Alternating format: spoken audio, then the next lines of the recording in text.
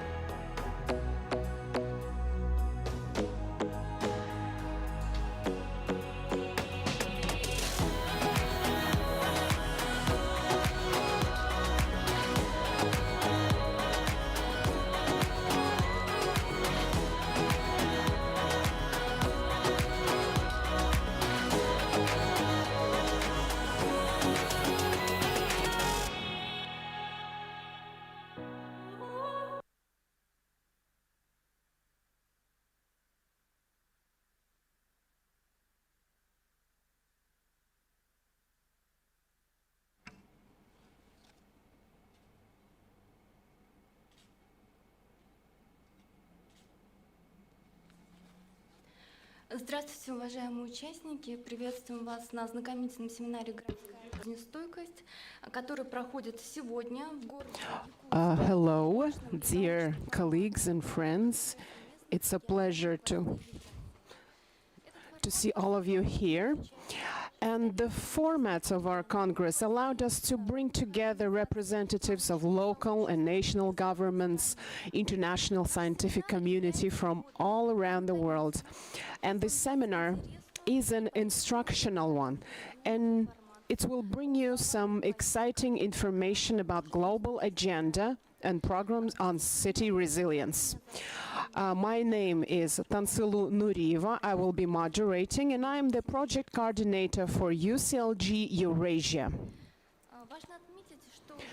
It is important to note that resilience is a very wide concept, and it's becoming more actual in international cooperation and governance. In the context of official international documents, resilience that we're talking about, this term has different versions of translation. Sometimes it's resilience, sometimes it's sustainability, stability, capacity for response, etc. But the general meaning that unites all of these concepts in regards to urban, it means that it can react to change and adapt and efficiently recuperate its abilities and go back to balance. Within frameworks of our seminar, we will be using resilience as жизнестойкость in Russian. Fast pace of urbanization and high concentration of population in cities require us to build resilience in view of different dangerous factors. And the concept of resilience as a basis for thinking, for development task occurred in agenda of UN in the early 2000s, and within frameworks of the Second World Conference on the disaster risk reduction.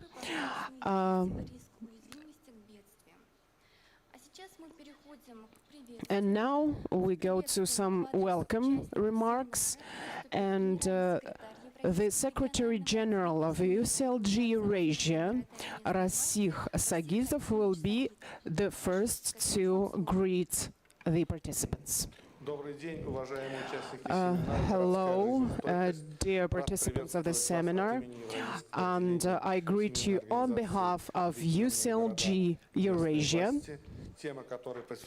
And the topic we dedicated our seminar to is very actual and burning for today's agenda, and it's in the agenda of many international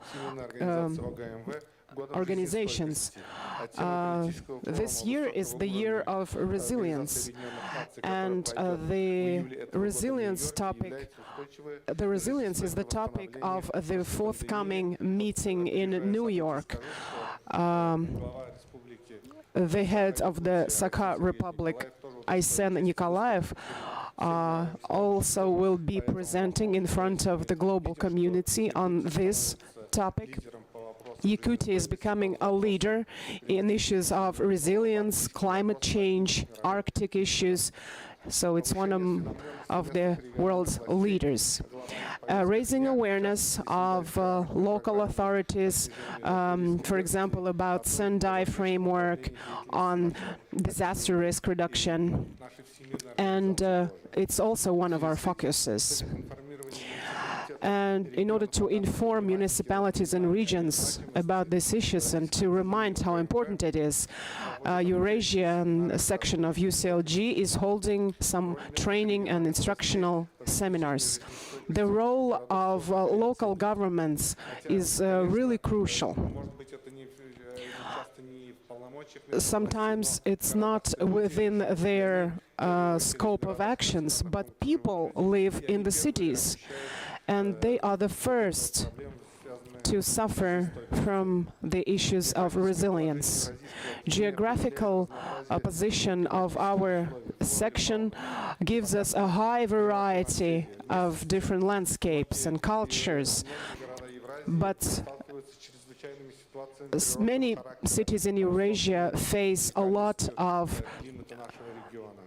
different disasters, such as floods, tsunami, snowfalls, droughts, heavy rainfall, wildfires, even steppe and tundra fires, extremely low temperatures, extremely high temperatures, which we are experiencing now in the European part of the continent. I would like to underline that regions and cities face anthropogenic threats and biological threats. Modern world is becoming more and more urbanized, and these disaster situations affect all the aspects of our lives. And the aftermaths might be different in different countries, even within one country and even within one city, in terms of different social groups. Population, nature, infrastructure differ by their degree of vulnerability to disaster. And the ability to get ready for threats, to react and to adapt, including shock or stress. And according to our new program, this is what defines the resilience of cities, the degree of how resilient they are. The governance based on resilience principle can aid protection of cities against all kinds of disasters. Urban resilience can be reached also through medical services system,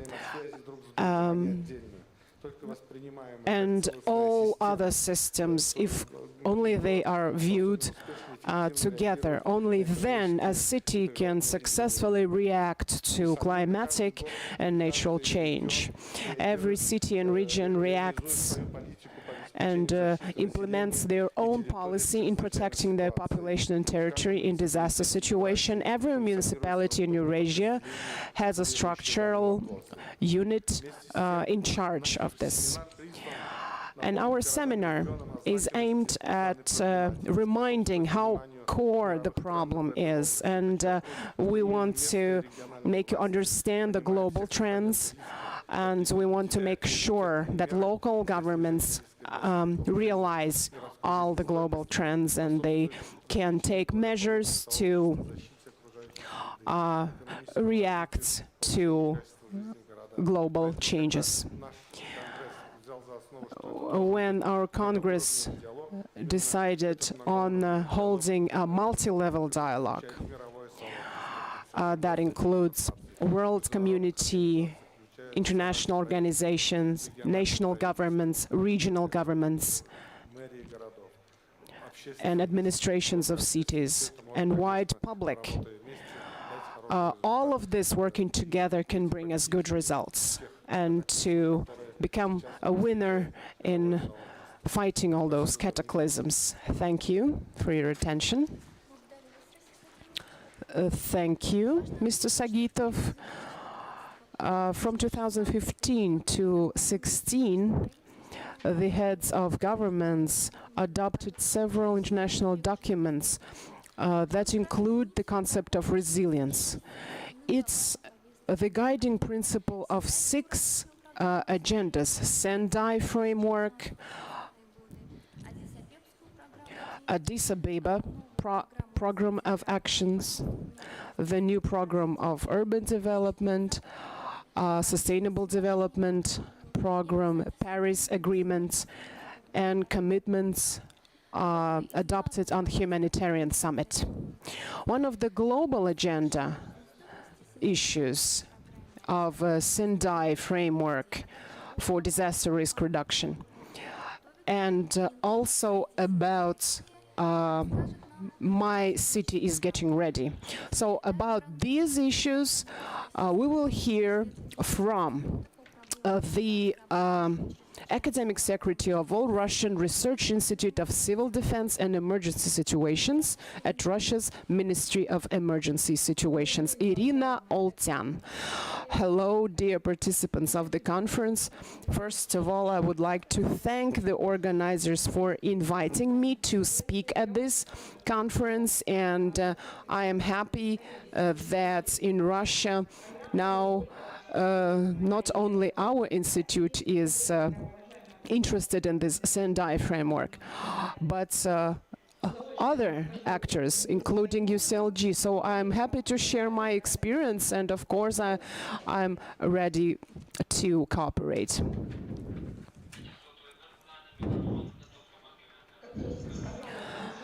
As Tansilu mentioned, I will tell you about Sendai Framework for Disaster Risk Reduction 2015-2030, and I will also talk about global campaigns and initiatives of UN.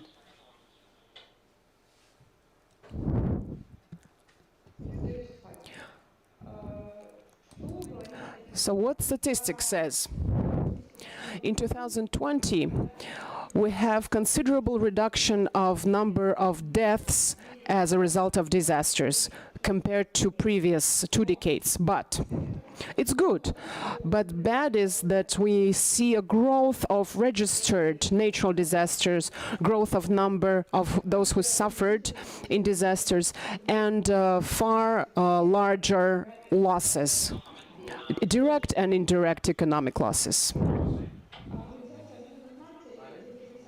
The UN became interested in building resilience. It's interesting that you use it as жизнестойкость, while we use resilience as устойчивость. Well, anyway, UN was always interested in resilience. And we know that above 50% of population now lives in the cities, and probably this will grow up to 70% in coming 50 years. It's all around the world. In Russia, over 70% is already living in the cities. And of course, we have to build resilience of these entities. The UN launched a number of decades and initiatives. First, there was a decade, and then in 2005, there was a Hyogo framework. And in 2015, it was transformed into Sendai framework on disaster risk reduction. It was endorsed at the 3rd conference of DRR of UN, it was held in Sendai. That's why it's called Sendai framework. It was endorsed in May of 2015. And this program was developed and streamlined for quite a long time, for almost a year, by different stakeholders from many countries who are members to UN.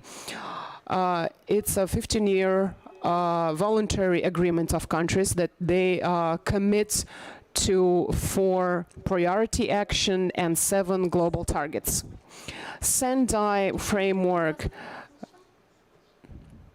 We can not hear you very well. Okay, I will try to fix it. Юрьевна, у вас есть возможность микрофон включить? Do you have a possibility to speak through a microphone? How can you hear me now? Can you hear me now? У вас, к сожалению, не слышно, Ирина Юрьевна. Unfortunately, the people in the audience cannot hear Irina.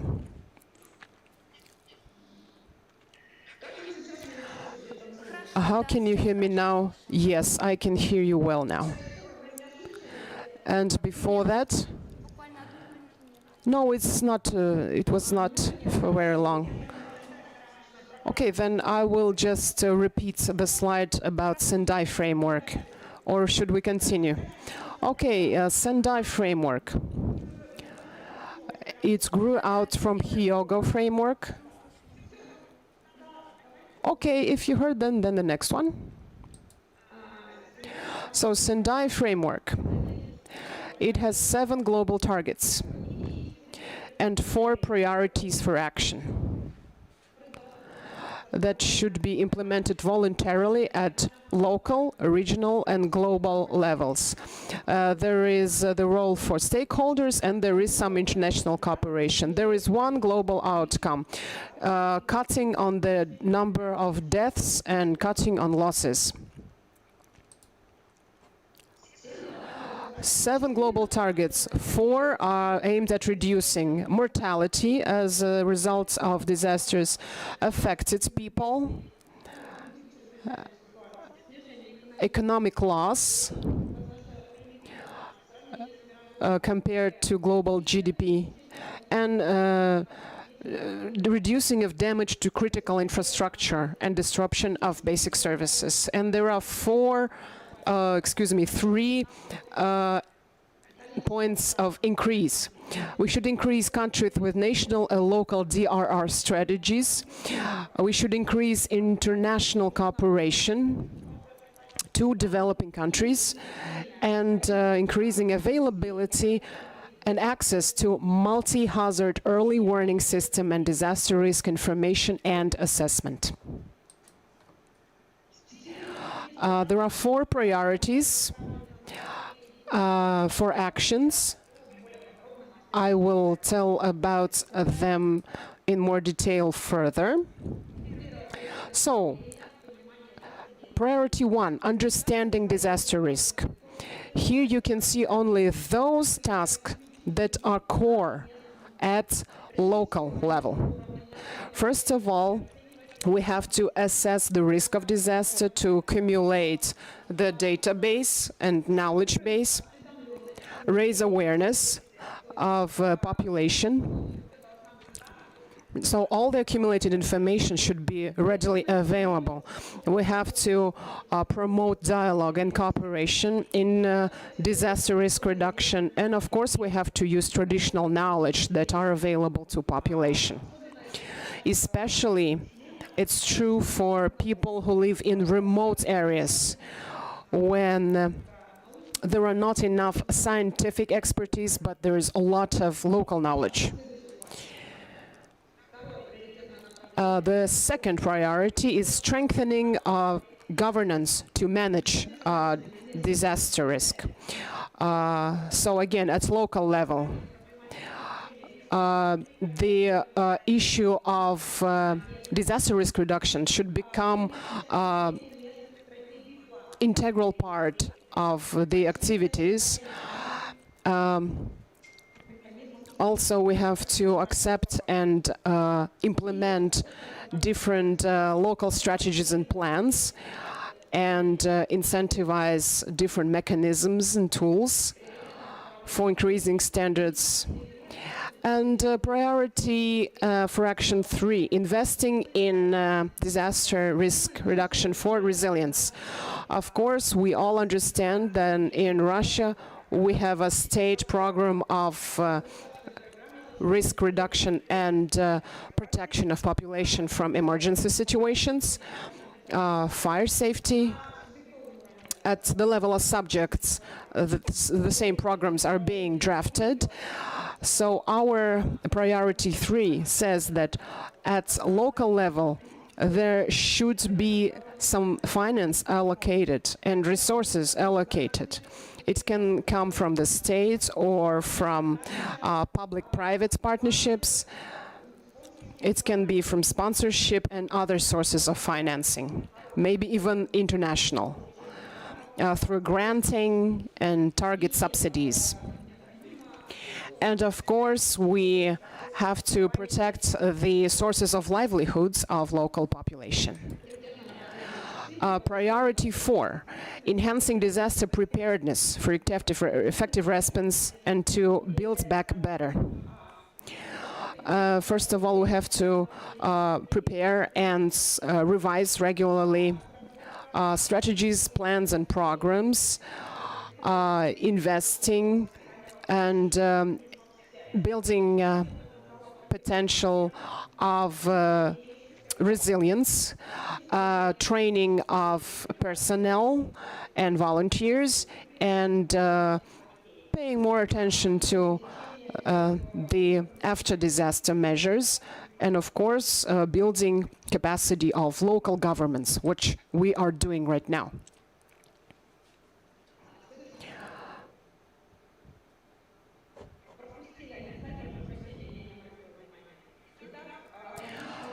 So if we go back to priority 1, which is understanding disaster risk, there are also global tasks outlined in Sendai framework.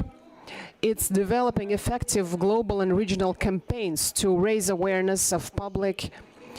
For example, 1 million safe schools and hospitals, like making cities resilient, My City is Getting Ready program, also the International Day of Disaster Risk Reduction, etc.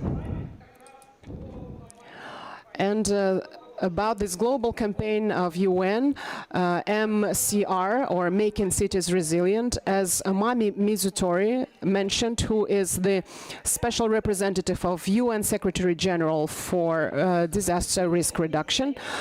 Resilience cannot be built overnight. It's a long process, and all cities stand in the different positions on this way. Some of them will need more guidance as they progress.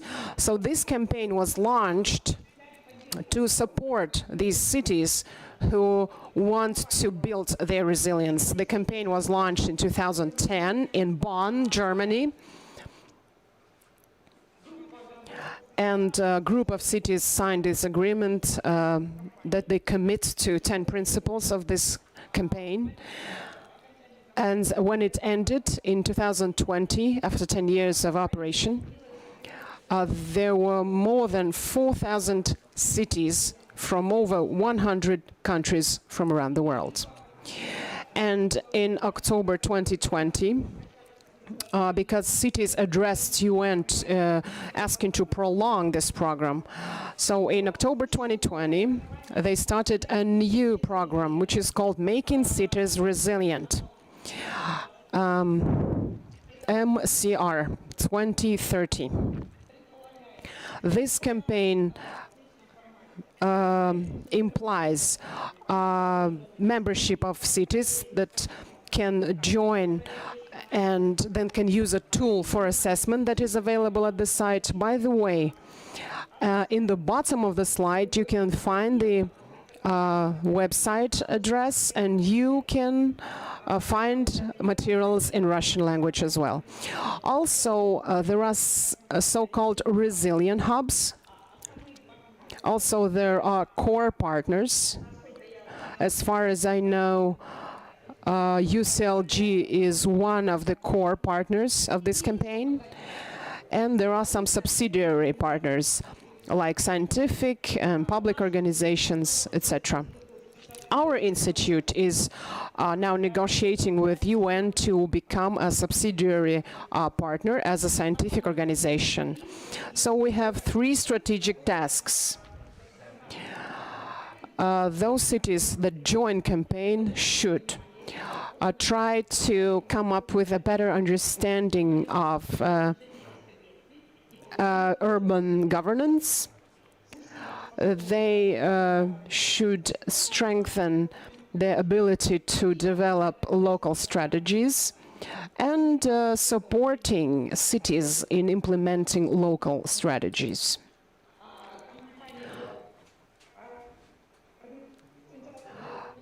And UN is holding International Day of Disaster Risk Reduction. You can find information about this annual day at the site indicated below. Our institution is the coordinator for Russia, and we are providing publicity for this, and the news about last year's event you can see on the slide.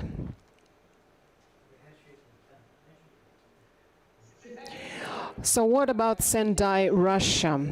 The Ministry for Emergency Situation is the ministry responsible for DRR in Russia, and our Institute for Civil Defense and Emergencies is the national coordinator of Sendai framework in the Russian Federation.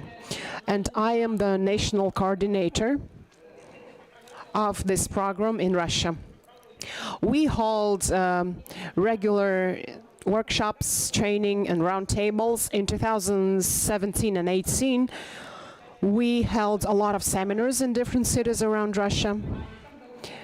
Recently also, we had a roundtable devoted to this topic, and we launched Sendai Russia website, updated with planned and implemented events at national and international level. We also publish articles and monographs. The monograph on implementation of Sendai framework in Russian Federation, the summary for 5 years, it's available in open domain. It contains all the terminology, the program, official UN translation, and also what have we done over the 5 years is also there. And last year we launched a pilot project, My City is a Hazard-Free City. Now going to My City is getting ready. We have been promoting this project steadily, and it was launched in Russia in 2017. Back then, 6 cities joined. We organized a seminar with UN experts held in our institute in offline format, and 6 cities received certificates of participants. And by the end of the campaign, we had 10 cities in Russia who are right now going to next phase, and they need to perform certain procedures to become participants of this Making Cities Resilient initiative. In 2020, Emergency Situations Ministry of Russia to promote and raise awareness about this program to test international instruments to assess resilience of cities. They launched a project called My City is a Hazard-Free City. It's a kind of instrument to assess resilience. So we also want to use it to raise awareness about best Russian practices. We have 70 subjects of Russia participating and hundreds of cities. And after summarization, all the cities filled in the reports, and we chose 16 winners. One of the winners in category of large cities is the city of Kazan, Kazan is a member of UCLG, and 15 other municipal entities of different sizes, as you can see. So you can find all the information at website of our institute. We are launching this project this year, and we invite all of you to take part in it. Thank you for your attention, and please, I'm ready to answer your questions, and please find my contacts on the slide. Thank you, Irina, for your exciting report. Your information will be very useful for cities. They can take part in your projects as well. Thank you so much. One of the directions of activities of UCLG with headquarters in Barcelona is learning in the sphere of resilient and sustainable development, and analyzing modern issues as well as developing modules in different aspects. One of such modules will be presented to us by the learning director of UCLG, Ms. Sarah Heflich, and learning program officer of UCLG, Juan Carlos Uribe.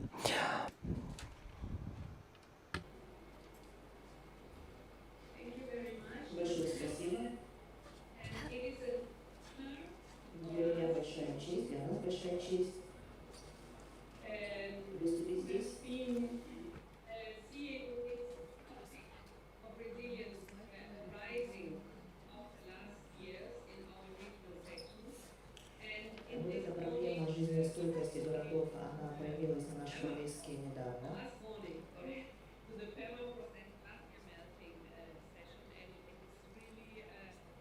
Сегодня мы также прослушали выступление на секции по таянию ледников и вечной мерзлоты. Тоже было очень интересно. As Sajitov already said, we need cities connecting to each other, and I think also the last presentation was very, very comprehensive. We already work through the Making Cities Resilience campaign. Our Secretary General actually is the chair of the campaign, co-chair. So we are all connecting to this important work on resilience and mitigation, and we would like to insist. Irina, I think she said we need build capacity in local government. It's not only awareness, we need the capacity for them to strategize resilience. We will have an example with our friends from UN Habitat, which we are working with.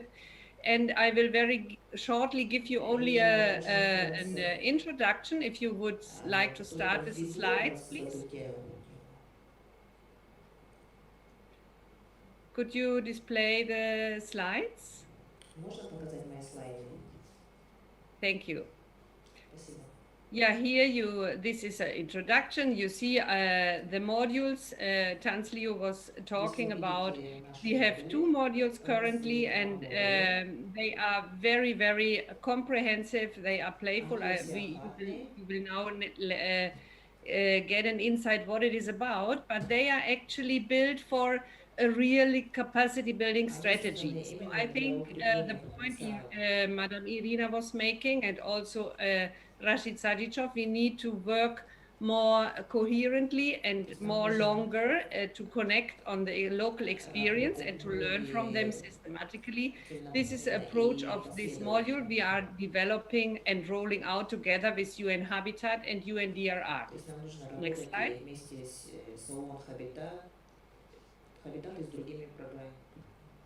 Could you put the next slide? Thank you. Here you see these are our questions when you reflect on resilience. I think in the morning it was very clear when we saw the different stakeholders, also the Rentier Association, for example. What do you rely on to confront and overcome a shock? So this is a question to everybody personally. You all have lived shocks.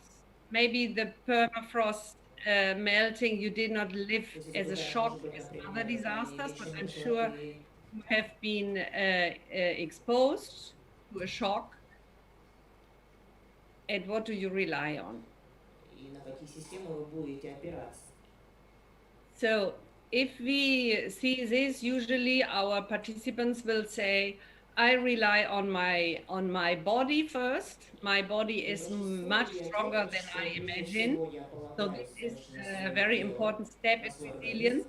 Then many participants usually say, I rely on friends, on network, on support structure. And it is much more you rely on in a shock than which you imagine in a usual reality. Can we go for the next slide? Можно следующий слайд? Next slide. So if we imagine a city is a system. We have seen the pictures of Yakutsk. It's a system of houses, of buildings, of shops, of economic activities. So if we look on this system of a city, what does a system of a city rely on in a moment of shock? So if we imagine an earthquake, what do we rely on? So there we have, of course, a much more complex organization, but it is similar to a body. We have emergency support, we have resilient buildings that will help us to find shelter, we have leaders, we have hospitals, and so on. Next, please. Next slide. Следующий слайд.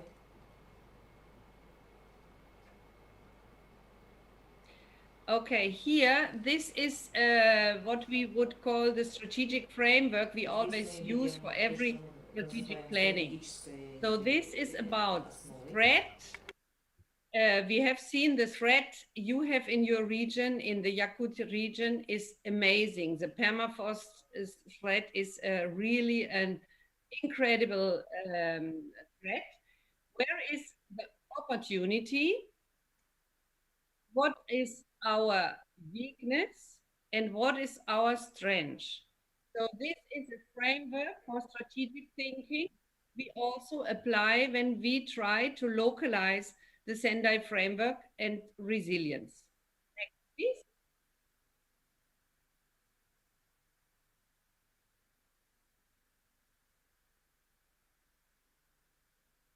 Could we go to the next slide? Thank you. So here we have seen several times now your Arctic region. There's a lot happening in the Arctic region, and the world needs to see this much more.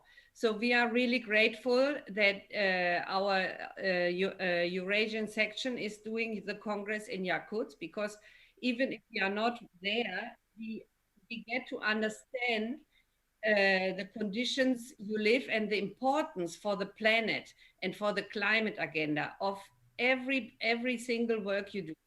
So this is what we would say is the global view and the global challenge and the global limit, because the planet is putting a limit in our development pattern. If we look at the same time to the people that live in Siberia, that live in the Arctic region, they have needs. They have to survive. And this is a demand that every local government has towards service. And so the service policy making, what kind of service we need to ensure, what kind of service we need to project. This is what we call the inner circle of the donut economy ring. So this is economic model. It is a very, very interesting model to overcome the simple thinking of economics, to say, okay, we only can produce and we only can grow. In every economic activity, we need to take the limits into account.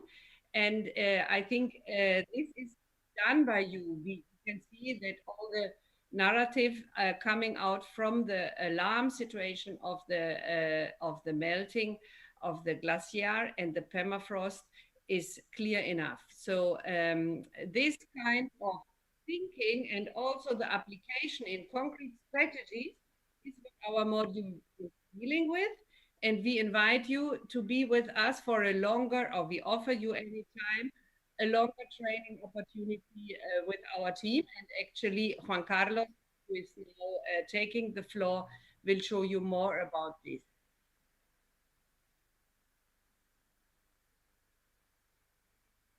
Thank you very much. Spasiba. Thank you, Sarah. Thank you. Так. Слово предоставляется. And the floor is given to Juan Carlos Uribe. So, Juan Carlos, do you hear us? Hello. Juan Carlos, can you hear us? The floor is yours. Yes, thank you. Thank you very much, Tansilo. Thank you very much, Sarah. We can continue with the slides from the next one after Sarah was introducing. I will be presenting to you a little bit more on the learning modules on resilience that we have developed together with UNDRR, United Nations Office for Disaster Risk Reduction, and UN Habitat, which is composed of two learning modules. The second one, which is going to be published in July, covering the fundamentals of resilient governance and development, and some of the strategies and actions that local and regional governments can take to bring that understanding and concepts that we've been discussing on resilience to policymaking and to the specific projects in their cities and territories. The modules are built on a training of trainers approach. We can go to the next slide. So we have worked with our UCLD sections in the different regions, including Eurasia, who have looked into the module, and they have been trained as facilitators to be able to share that knowledge with you. And the same way in your regions or in your city, you can become facilitators yourself to train and facilitate those discussions that are built on the knowledge already existing in many of the local and regional governments around the world, including your region. They provide a guide to some dynamic and engaging facilitation of trainings, discussions. They're full of learning games, so to kind of help more on the understanding and reflecting on the actual reality in the ground, incentivate exchanges and reflections, and are adapted for virtual implementation. We can go to the next slide. Usually we do our learning in person. It's easier to communicate, to discuss, but now because of the reality, we are doing this kind of conference virtually, and the modules have built on that reality, so they can be done either in a physical space or virtually, as we are doing today. Next slide.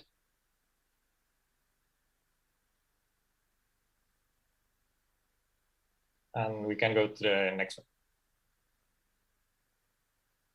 So going a little bit more in detail on the first module, it starts discussing the fundamentals of resilience. So introducing the Sendai framework for disaster risk reduction, which we heard before, the relationship between the Sendai framework and the Sustainable Development Goals, which we can never forget, because those are two actions that are being led by cities and that relate very closely to each other and are based on the same principles of leaving no one behind, of integral and comprehensive strategies, building partnerships horizontally and vertically, the issue of multi-level governance that was being also presented by the first speaker, on the need for national support and frameworks that enable cities to have the competence, resources, and capacities to build resilience and accountability, monitoring the progress and seeing how the impact is felt in the ground. As it introduces the concept of disaster risk reduction and resilience in a systemic way, and the importance of time and how we can. It's not a static situation. We don't just get to be resilient and forget about it. but we have to adapt to the changes. We have been talking a lot about climate change and the way that has impact environmental and climate trends, socioeconomic processes, local culture, livelihoods. So the importance of recognizing those issues and including those in our strategies. Next slide. It introduces some fundamentals on how to assess, how to do risk assessment and resilience assessment, how to measure the point where we are so that we can decide how to move forward. We can move to the next slide.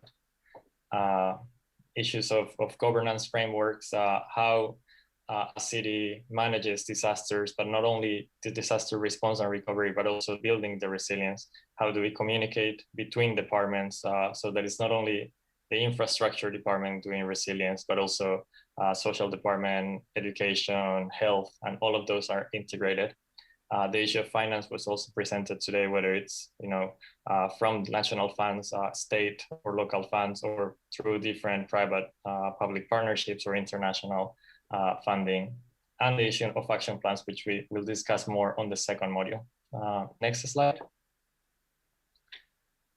It also presents an important work being carried out by local and regional government associations, such as UCLG, Eurasia, on building awareness, on resilience building and disaster risk reduction issues, advocating for frameworks that support local governments, bridging the governance gap, making sure that local governments are involved in regional and national resilience plans and strategies, building the capacity, which is something that they can do using these modules, and monitoring progress.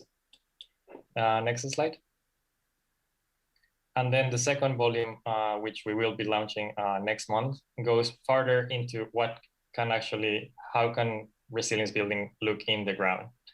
So how to increase social resilience through cultural, economic, and cultural social policies, how urban planning tools can support resilience building through urban development control and land use planning and vision building, how nature-based solutions and working with the ecosystem, especially in a changing environment, can help like the cities and the urban strategies and not think of just physical structures, but also working with nature and the effective response and building back better, more on going from responding to a disaster to looking how we can rebuild, not to commit the same mistakes that did before, and kind of envisioning the future risk and shocks that might hit us.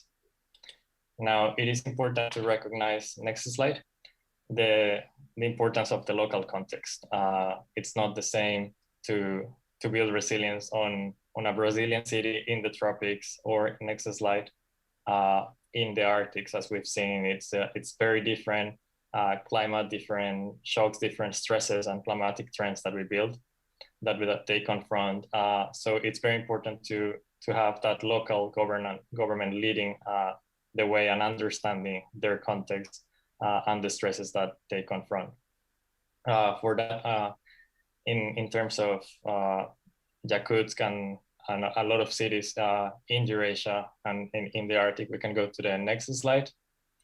The issue of permafrost melting, as was being discussed in the previous panel, it's a big issue, and we would like now after this to invite our colleagues from UN Habitat, who has been working with the city of Yakutsk, to see more in the ground the specific context of a city as Yakutsk in the Arctic, the impact that permafrost is having in them, including issues of the damage to building and infrastructure, the risk of oil and gas leaks, the change in cultural activities and livelihoods, something that was brought up in the previous panel by the Reindeer Herders Association, and including issues of pathogens and viruses, which was also brought up. So I would finish my introduction to the resilience modules here to give the floor to learn from the local context of a city like Yakutsk. And we'll invite you all to look at the modules. We are working with Eurasia to roll this out in your region, but we will be presenting that at the end of today's session. So with that, I will finish. Thank you very much. Thank you very much, Juan, for presenting us the new module on resilience. I think that these methodologies will be very useful for cities and regions to promote sustainable development. Сегодня с нами старший эксперт. And today we have the senior expert of UN Habitat Program in charge of City Resilience Profiling Program, Ms. Amaya Salaya, and she will be telling us in more detail about this program. Yes, do you listen to me? Yes, yes, nice to see you. Thank you for being with us today. The floor is yours. Yes, many thanks for the invitation. Thanks to the Congress, and of course thanks to UCLG, and thanks to Severina Arkhipova that will be with us joining from Yakutsk. I want to share my screen, but I am not sure if because everything changed in my screen now, and I am not able to share my screen. So if I don't know how to do it. If I cannot do it, you can please share the Сейчас, screen because секундочку, наши техники.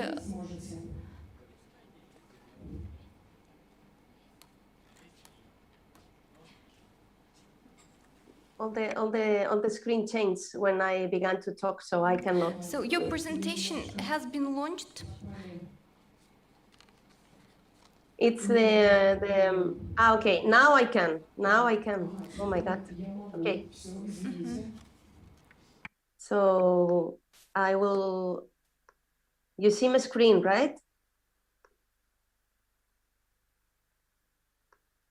Do you see my screen?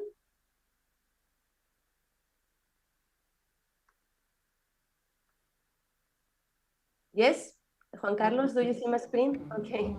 Yes, we see your screen. Yeah. Okay, so I will try to be as brief as possible. The purpose of this presentation is to show our recommendations of actions for resilience and sustainability that we co-produce with the city of Yakutsk.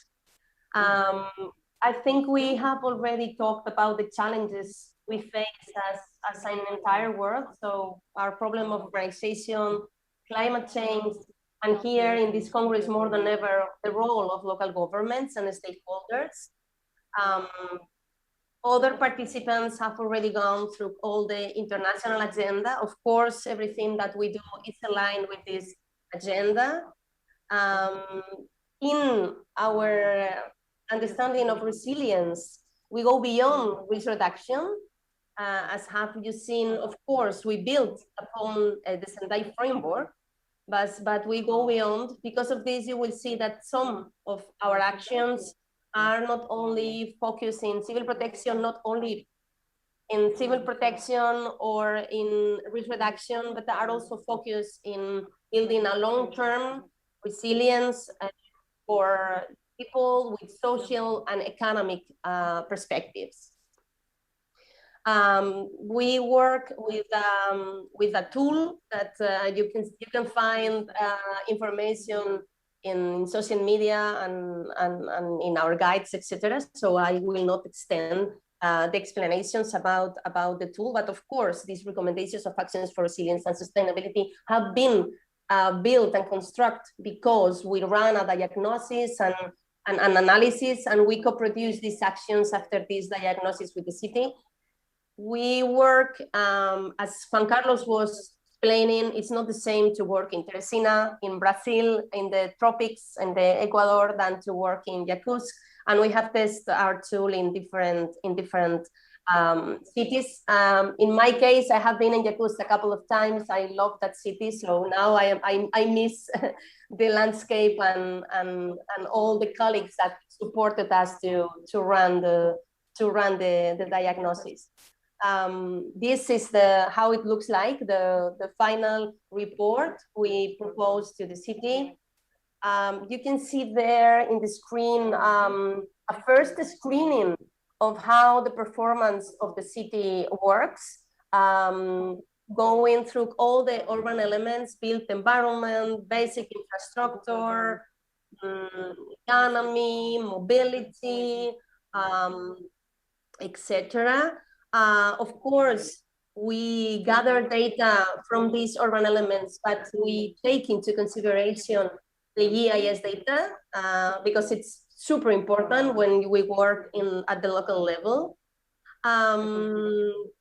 Something that perhaps could be a bit more innovative is that stakeholders are data for us. We map stakeholders. So it's not only about this pie chart of performance and also the GIS data. We also work with stakeholders because they are the ones that support us and lead indeed the road of resilience within each city. Stakeholders that can go from, of course, the local government and municipality to the academy or civil society, civil protection mechanisms that are national, etc. And once we run the first screening of the stresses in the city, we have already talked about stresses and shocks.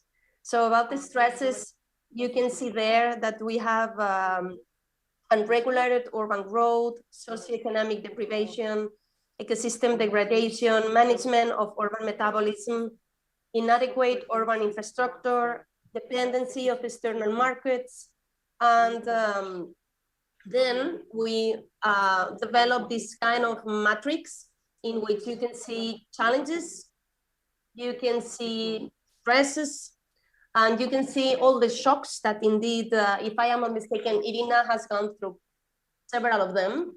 And sadly, in Yakutsk, we can find plenty of them. And then when we combine all these stresses together, we discover that we have certain matters of concern that can become the main domains of opportunity for us to work proactively for resilience in the city. And then when it comes the actions for resilience that go again beyond a plan, because I know all the cities, we know all the cities have a lot of plans. So we built on the plans and the legal framework ongoing in the city to propose certain actions. The actions are of two types. The first kind of actions are integrative actions that has to do with mainly with coordination and synergy. As you can see in the screen, we have a circle of multi-stakeholder coordination needs, relevant, up-to-date, and access to date. So about data gathering and data mining. The third integrative action is the knowledge generation and sharing. And then we go for transformative solutions and implementation of these solutions within the municipality. So we have an entire body of actions that go directly towards synergy and coordination within the local government. And then we enter in the strategic lines of action, only three, and with a certain kind of steps that we propose to the municipality for them, of course, to be the custodian of these actions and develop them. The actions are three, as I was saying. First one, improving built environment and, of course, protecting permafrost. Second one, enhancing social inclusion and cohesion. As you remember, I was saying that we focus in climate change and civil protection, but we try to go beyond and focus in social and economic perspectives. And because of this, the third line of action is stimulating the circular again, economy. So as for the built environment, I'm not going to explain them all. I only just list the steps that we propose. So we propose a resilient design and innovation construction hub, because we really have certain issues there with the building part. We propose the permafrost data collection and insurance program. This is quite important action, and we trust a lot in this proposal, because it's very important to change the way in which we are building up there,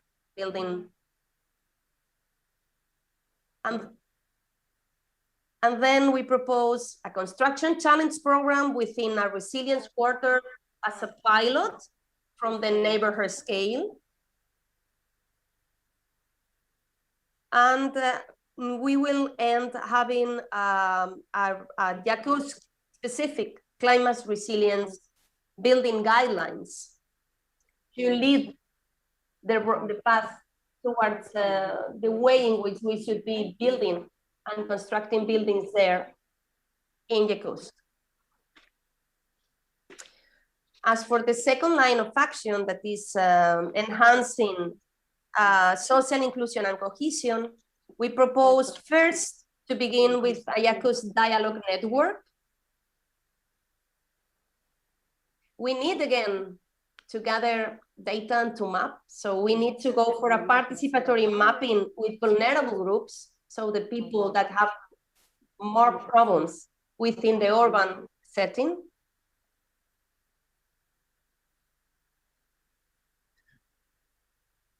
We need a social impact project generator.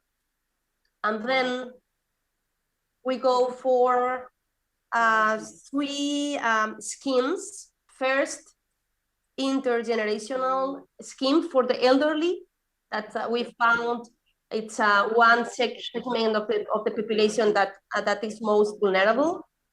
A second scheme to welcome and integrate newcomers. And a third scheme called alternative housing first for the ones that are homeless.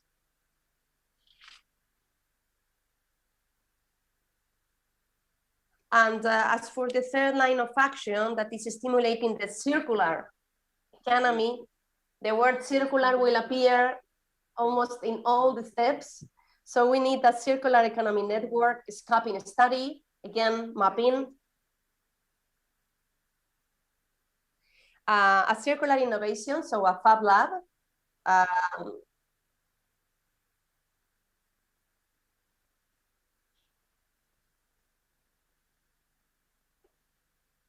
And again, as for urban metabolism, we need 2 actions: the matchmaking platform and a maker space, and a separate waste management, to end with a new sustainable local procurement protocol. Again, one action that we trust Yakutsk will be the custodian and will lead. And with this, I'm going to finish just to show a final map.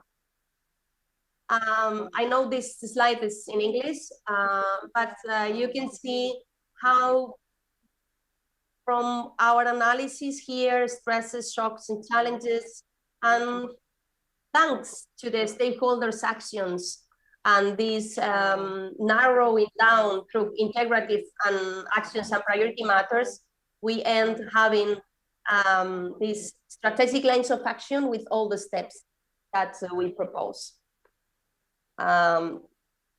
We are very happy because yesterday we launched the executive summary of these actions for resilience in Cyrillic for all Russian speakers, so you can consult this information in our web.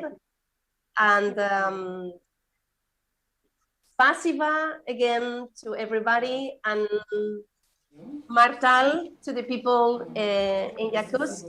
And I think I will leave the floor to Severina Arkhipova, and many, many thanks for your attention. Thanks. Хорошо, спасибо большое, Майя Силая. Thank you, Amaya Silaya, for your most informative report. Наш семинар и конгресс местных и региональных властей Our workshop and Congress are taking place in Yakutsk not for nothing, because The resilience is a very relevant topic here, and we are going to listen to the situation in Yakutsk from Severina Arkhipova from the city administration. Good afternoon, dear participants of the Congress. Amaya Selaya, thank you for your work and for your cooperation. Yakutsk is the capital of the Sakha Republic, Yakutia, and is one of the rapidly growing cities in Yakutia. It's the 5th largest city in the Russian Far East. As of 2020, the population has increased by 5,000 people and total to 350,000 people. So it's 1/3 of the total population of the republic. In 2020, 4,000 children were born. So we are witnessing the great natural growth and also migrational inflow. So we are working on improving the living conditions of the people. And here you see the results of our work. So along with the UN Habitat, we have been working since 2016 when guidelines were determined and determining the main problems, and one of them being the lack of the comprehensive understanding of the and comprehensive approach to solving the challenges.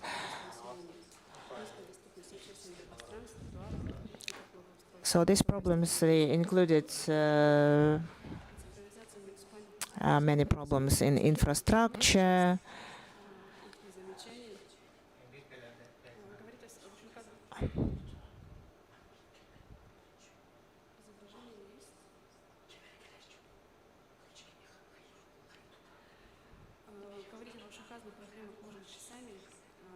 so we can talk about these problems for a long time. But I have only 7 minutes, so I would like to brief you on the work of our department. And one of the issues is construction on permafrost. So we have two principles applied here. So we need to preserve the permafrost. So you see that all the buildings are built on piles, and so there is some ventilated layer. Starting from 2019, Yakutsk is a member of the national project on the road of construction. So last year, we improved some 23.6 kilometers of roads. And in 2021, the plan is to improve 48.5 kilometers of roads. And so all this construction is done following the guidelines on building on permafrost.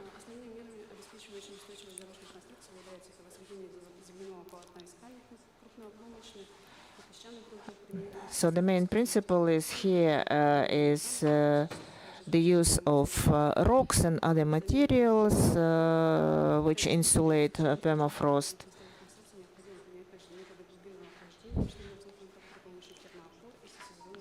And also we are using some thermal pipes.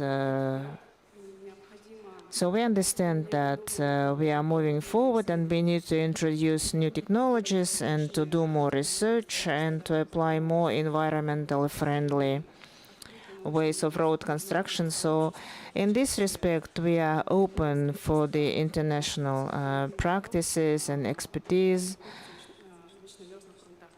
especially from the countries which also have permafrost.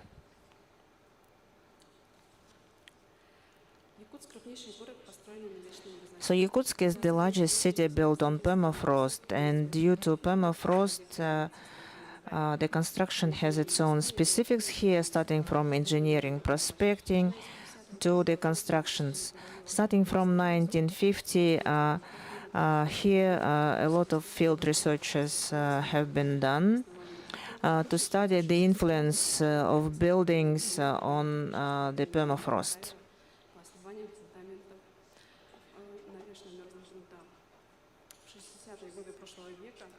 In 1960s, the main principles of using permafrost as the basis for building foundations were developed.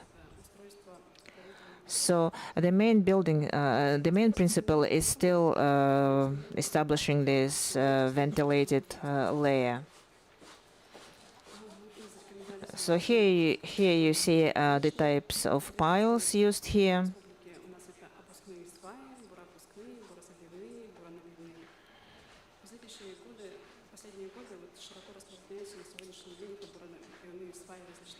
And so the one on the right, like self-drilled piles, are the piles which are used nowadays.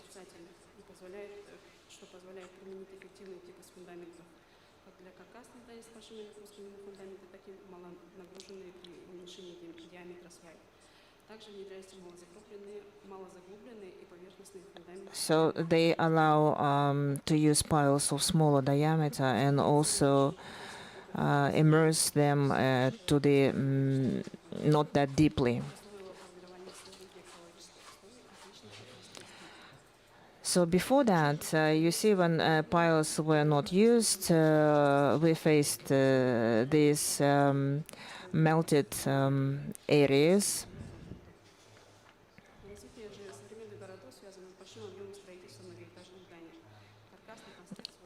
And nowadays, of course, multi-storied buildings are built in the city.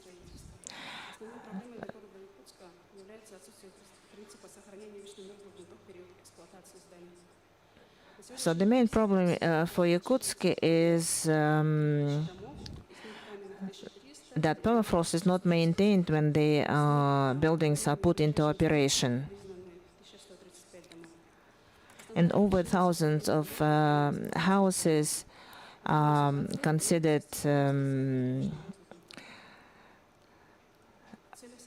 as needing repair.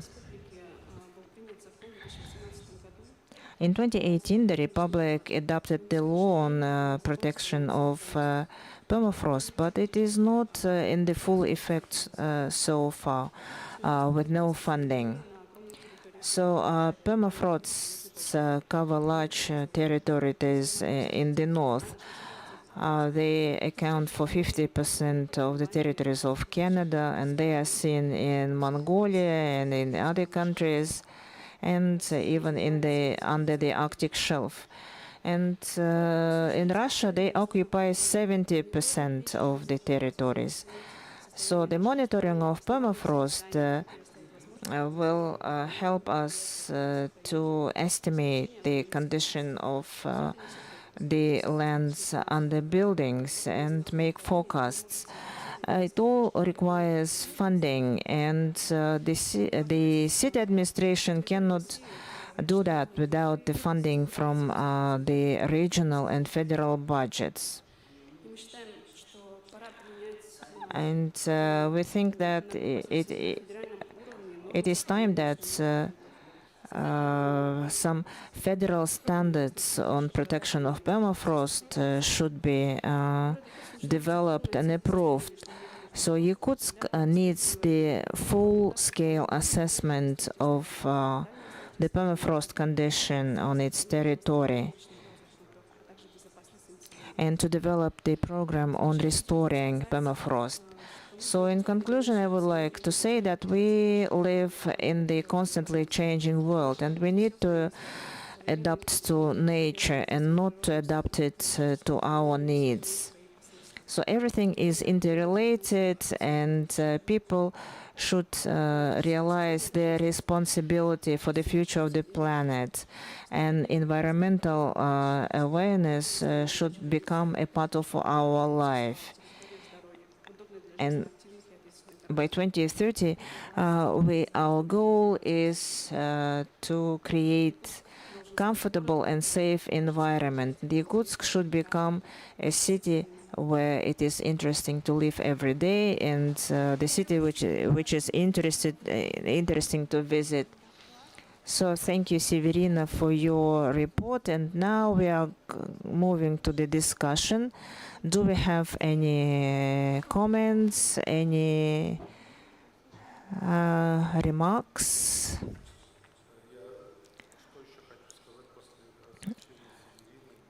After Severina's presentation, I want to add, in 2011, Yakutsk was awarded by the United Nations for ensuring social economic development under severe conditions.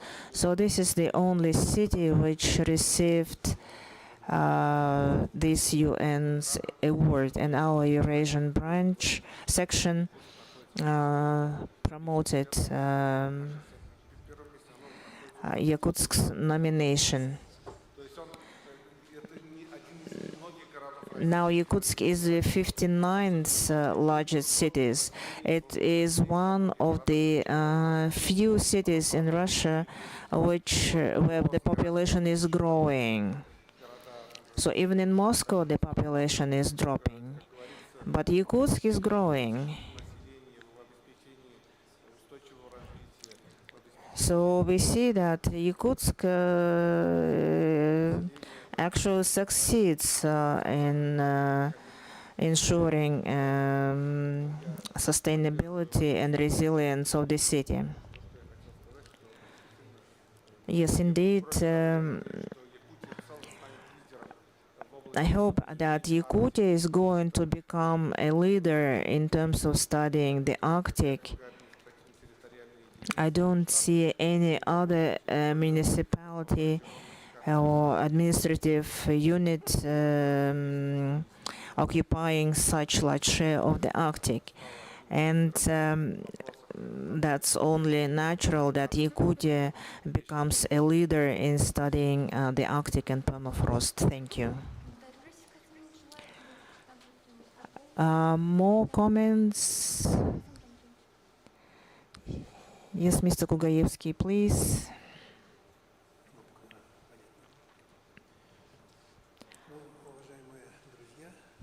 Dear friends, colleagues, thank you for your kind attitude to our city, and we love it as well. And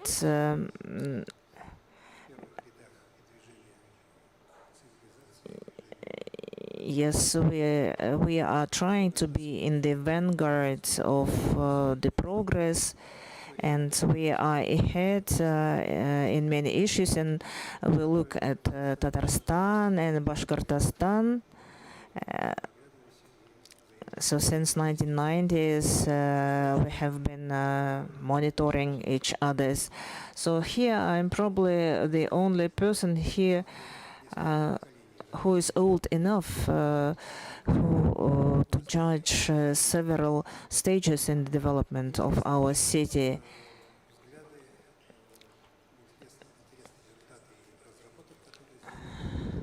So I've seen some interesting results and studies here, and I'm glad that we are moving forward. We are saying today that the pandemic has taught us a lot, and such online meetings have become normal. And one of the results of the pandemic is that it emphasized the value of personal communication, and we are very glad to communicate personally in the academia, and we are glad to communicate in person today, face to face. It is much better to share ideas and share our thoughts. And in this situation, of course, we need to talk about the resilience of such an institution as a Congress.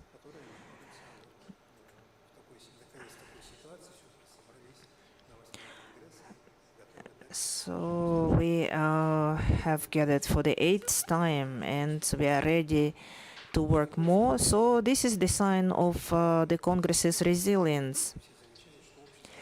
On the other hand, we see that the society doesn't realize of the risks of the pandemic.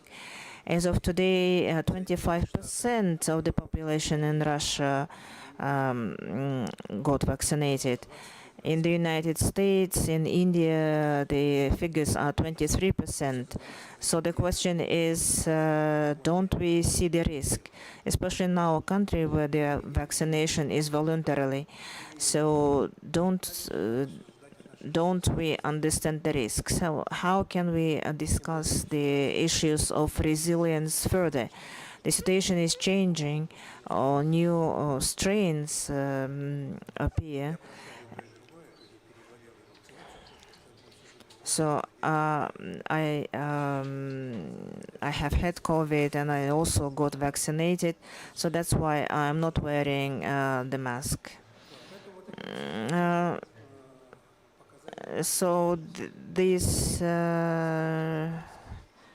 percentages, they show our readiness to assess and evaluate risks. Severina was talking about permafrost and showed several images. So we have the best permafrost institute here, which has been active for dozens of years, and we know everything about permafrost. We know how to build on permafrost and live on permafrost. But when you drive along the city, you see that you cannot actually do that, because when the roads are close to water, it is going to ruin sooner or later.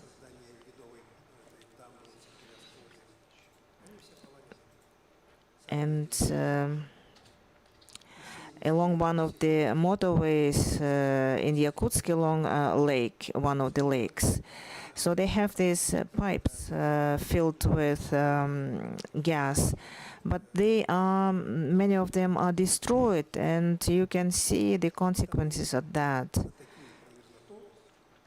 So we are experts on permafrost, and this is how we implement our knowledge here.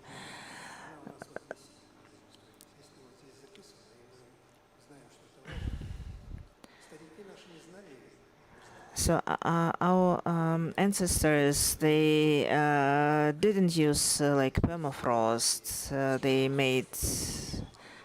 They used to a certain extent. They made some cellars, and just based on their experience.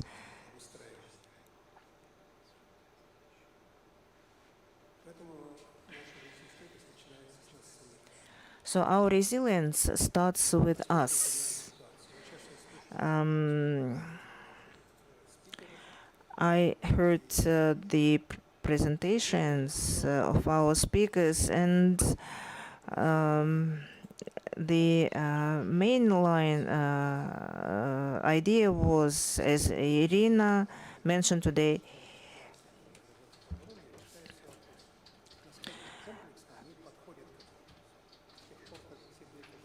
so how comprehensive approaches are. So, for example, the Ministry of Emergency Situations of Russia, they apply this comprehensive approach.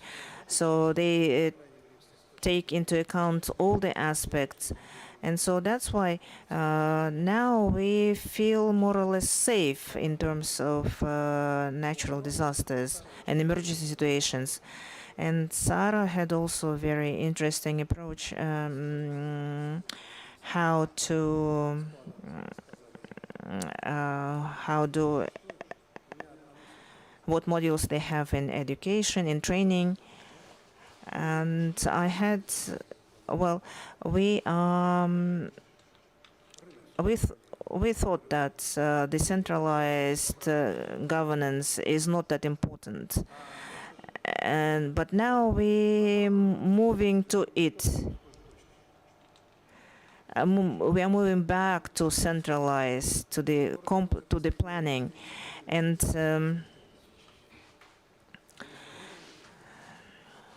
so the city was planned to have the population of 250,000 people, and we didn't expect this 100,000 growth. Yes, we have solved the housing issue somehow. So people who come to the city, they find housing, but this is not the natural growth. So we just have people coming from rural areas. And also what we see in Yakutsk and in central Yakutia, we have migrants from CIS countries, and they are making quite considerable share of people. So they settle here.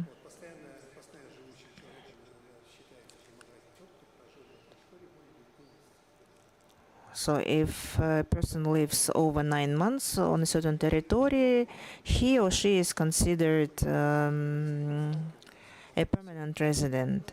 So, and this situation also poses some risks.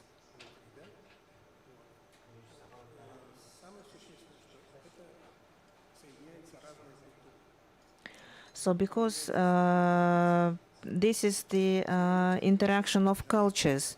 So people from the south, they don't know northern cultures. They want to live the way they are used to live back home. And so when we are talking about the resilience of the society, we need to think about issues like this as well.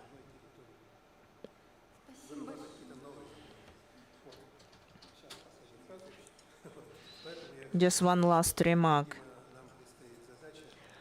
So it seems like we need to go back to this very comprehensive planning, and then we will be able to talk about sustainable development and resilience in particular. Thank you, Mr. Kogaevsky, for your comment. Alexander Kogaevsky is Deputy Director on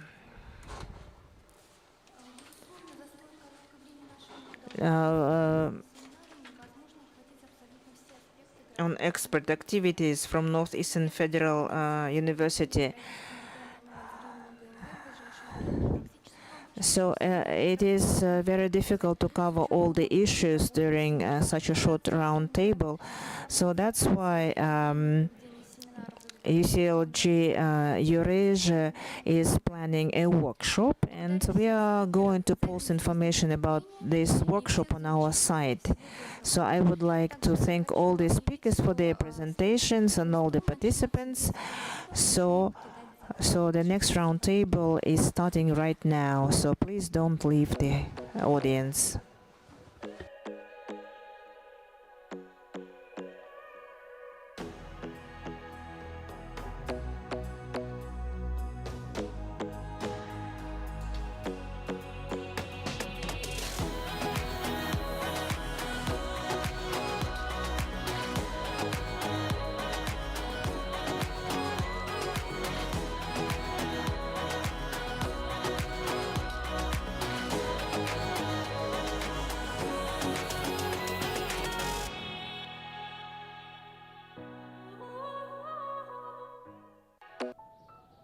Когда наступает благодатное лето, на пышно расцветающей, бескрайне раскинувшейся изначальной матери стране, люди солнечных лучей, потомки Урангхай-Саха, верхним божествам Айы поклоняясь, обитателям Срединного мира счастья и благополучия и спрашивая, с добрыми намерениями, с чистыми помыслами, светлый Исех, праздник солнца, устроили.